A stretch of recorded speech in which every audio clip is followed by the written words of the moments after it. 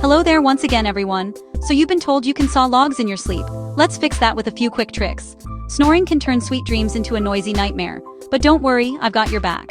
First up, try sleeping on your side. It sounds simple, right? But it keeps your airways open.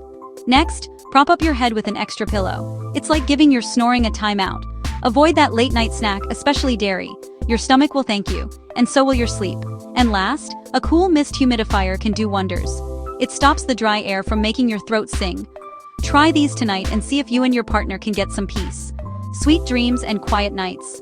If these tips help, hit that like button and share the snooze love. So until then, I'll catch you again in the next one, guys. Thanks for watching. Bye-bye for now.